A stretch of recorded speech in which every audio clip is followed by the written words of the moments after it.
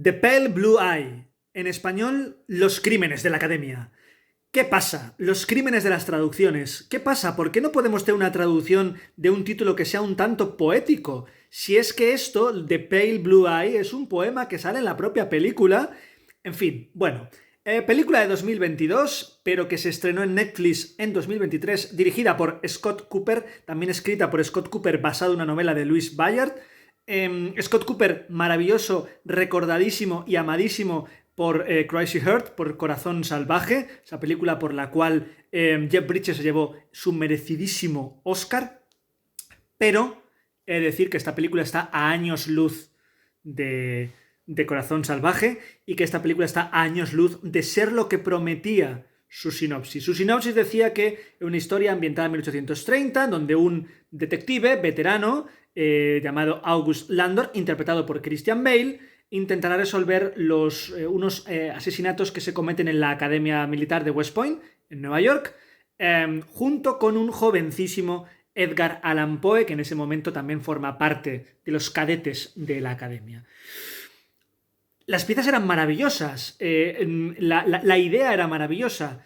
¿Qué es lo que sucede? Bueno, se podía haber construido una historia con unos elementos que realmente están, porque están unos elementos del romanticismo en cuanto a el tono de la película, muy triste, muy melancólico, con momentos como muy de introspección humana, temas mucho del romanticismo.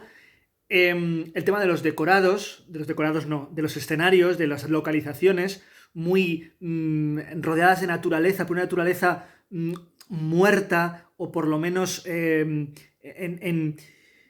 dormida en ese invierno perpetuo, con cementerios, con tabernas iluminadas escasamente por esas luces y lámparas de aceite. Todo eso estaba, y estaba Edgar Allan Poe, ¿vale? Y había asesinatos, y había cositas ahí un poco de, no es época victoriana per se, pero había cositas ahí de época victoriana. ¿Qué ha pasado? ¿Qué sucede? Bueno, voy a avisar luego de los spoilers. De momento no hay spoilers, ¿de acuerdo?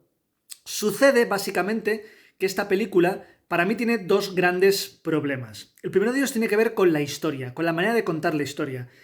Cuando tú planteas una historia de detectives, una historia de crímenes, en el que vas a ir dando ciertas pistas para que tanto el espectador como el propio detective o inspector vaya averiguando, vaya al ritmo del espectador o no, eso ya es otra cosa.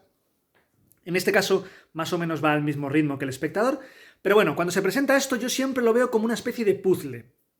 Un puzzle que cuando está hecho nos presenta una imagen que tiene que ser coherente, aunque sea complicada, coherente, pero un puzzle que además está hecho de diferentes piezas que van encajando y que se te van presentando esas piezas a lo largo de la película. Vale, en este caso, la imagen del puzzle no es muy complicada. De hecho, raya un poquito lo absurdo, en el sentido de que es muy sencillo. No es una historia realmente para nada complicada, ni las motivaciones que mueven a ninguno de los personajes es demasiado complicado. Es todo muy sencillo, no tiene ese enrevesamiento que podíamos esperar quizá en películas un poco del género. No es igual, pero El nombre de la rosa, que hablaba también de un crimen, o de otras películas así tipo Glass Onion o Puñales por la espalda, no es una trama enrevesada, para nada. Es, de hecho, repito, llega a ser un poco absurda de lo simple que es. Pero, ¿cuál es el gran problema? Porque esto no debería ser un problema per se. Bueno, pues el problema es que esas piezas que conforman esa trama están tratadas por parte del director como si fuese un puzzle de 500 piezas, cuando realmente tiene 4 piezas.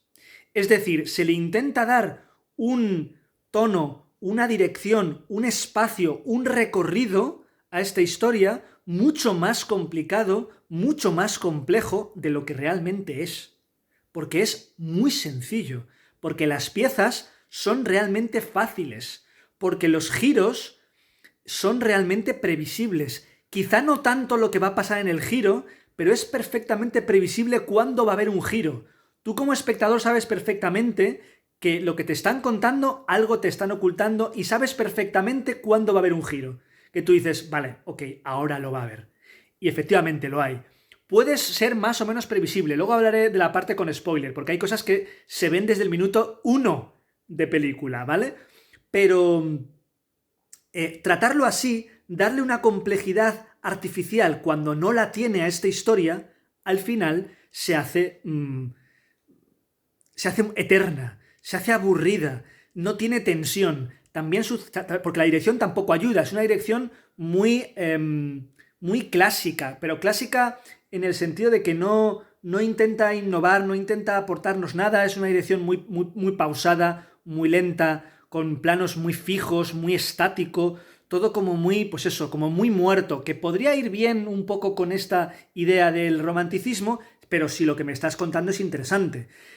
La parte de la trama y de las subtramas y de los trasfondos de los personajes es interesante, digamos que es el otro pilar de la película, pero que tampoco ni es original ni realmente aporta demasiado con respecto a lo que a la tensión y al misterio que se nos quiere ofrecer.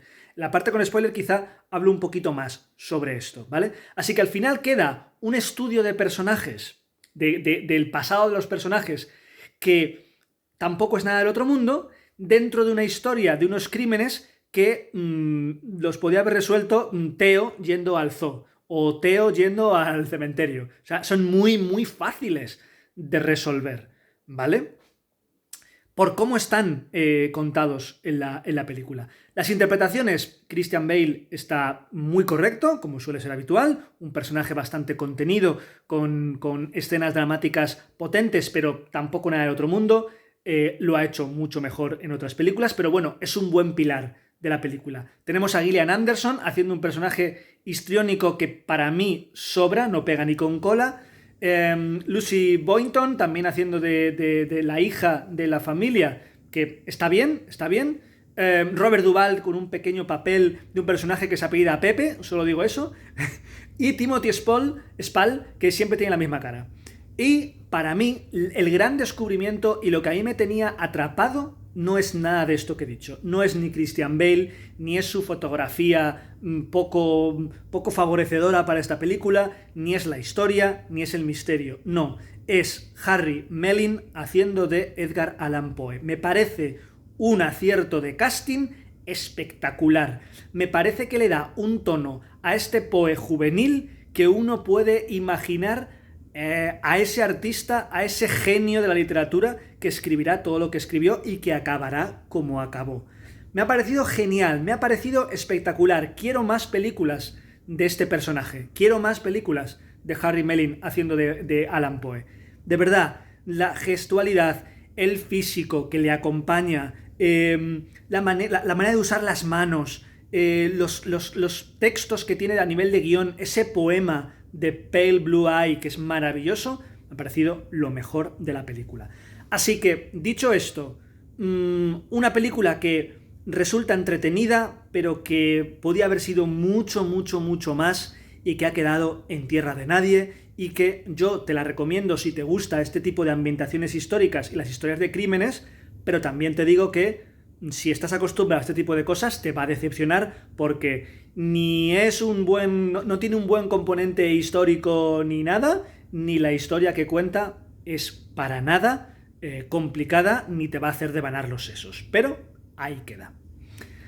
A partir de ahora, spoiler. Voy a hacer un brevísimo cosita con spoiler, ¿de acuerdo? Spoiler. Avisados. Spoiler. Vamos a ver. ¿Por qué digo que es muy sencillo de averiguar y por qué digo que este puzzle tiene 4 piezas? A ver, en el segundo 1 se ve a Christian Bale lavándose las manos en un río y se ve claramente que hay sangre. A ver, que tú en ese momento, lo que os decía antes, no quiere decir que tú ya con esto te des cuenta de que él tiene que ver con el asesinato. No, pero te das cuenta de que hay algo oculto y que eso significará algo un poco más adelante. Es decir, no es que te preveas cuál va a ser el giro, pero te prevés que eso va a ser un giro. Y si solo pasase una vez, bueno, pero torpemente este guión lo hace varias veces. El primer interrogatorio que tiene el personaje de Landor con el médico, con Toby Jones, El médico le dice, hay un momento en que dice, no, esto lo ha hecho alguien fuerte. Y dicen ellos, entonces una mujer no, ¿no? Una mujer en absoluto. No, no cualquier mujer que he conocido. Hostia, es como, vale, una mujer, ya está. En cuanto ves a Gillian Anderson o a su hija, después de haber visto esa conversación tan torpe, ese diálogo tan forzado, dices, vale, aquí va a tener que haber una mujer. Eso es lo que me refiero. No, ¿os dais cuenta? Otra cosa. La nota que deja con la misma letra mayúscula. O sea, es evidente que es la misma letra. Evidente. Claro, tú a lo mejor ahí todavía no estás relacionando todo, pero es tan evidente que la letra de la notita que tenía el cadáver en la mano es la misma que la letra que le da el personaje de Landor a Poe, que dices, hostia, ya está, algo tiene que ver, algo va a tener que ver esto, ¿vale? Por tanto, el tema de cómo va descubriendo cuando está en la casa del médico ese libro que tiene ahí como piel de no sé qué, la parte, el cuadro con la cruz que tiene aquí, rollo, la cruz blanca esta. Es como, está todo como muy forzado. Y al espectador que esté mínimamente acostumbrado a este tipo de novelas o este tipo de películas, es que lo ve venir, pero de lejísimos, de lejísimos. Mientras, sin embargo, el final, los últimos 20 minutos, son forzadísimos. Es decir, ¿cómo Poe sabía todo eso solamente con la nota? Que yo entiendo que cuando veas que la nota tiene la misma letra, como el espectador digas, vale, el personaje de Landor está implicado en esto. Ahora, de ahí a deducir que esto tiene que ver con su hija, que es que la violaron los tres que eran sospechosos, los dos que han muerto y el que ha escapado, que la violaron en la fiesta, que no sé qué, que la hija al final no se escapó sino que se suicidó. Todo eso, ¿de dónde lo saca? O sea, ¿cuál es la deducción que le lleva a todo eso? Es como que, igual que cuando están resolviendo la nota, es como que que no te explican de dónde viene eso. Pues tiene que deducirlo porque tiene que deducirlo, pero ¿por qué? ¿Cómo? ¿De dónde sale eso? También me parece forzadísimo esta última parte porque creo que es forzado cómo averigua todo. Es verdad que luego le empieza a hacer ciertas preguntas al personaje de Christian Bale y que le responde, pero la hipótesis la tiene ya perfectamente clavada Poe y lo dice exactamente como sucedió. No sé, me ha parecido súper, súper raro. Eh, Así que, en fin, a mí esta película me ha decepcionado mucho por lo que os digo, porque no solamente me veía venir los giros de aquí a Lima, sino que al final ha sido todo súper sencillo, con el tema este esotérico de la brujería como una excusa barata, que realmente absurdo esto no, es que lo del corazón, es que está enferma, no sé qué, como que, no sé, no hay prácticamente, no se presenta prácticamente ningún personaje más allá de los que luego o son culpables o van a morir. Por tanto, en ningún momento dudas de que uno de uno de los que conoces es el asesino o asesina. Está como muy torpe. Las 4 piezas nada más que compone el puzzle son muy sencillas. Son muy sencillas. Y por tanto, para mí, no funciona. Aún así, buen entretenimiento y siempre está guay. Quiero más Poe de Harry Melling. Lo dejo ahí. The Pale Blue Eye. Los crímenes de la academia. El crimen es la traducción. Lo demás, pasable.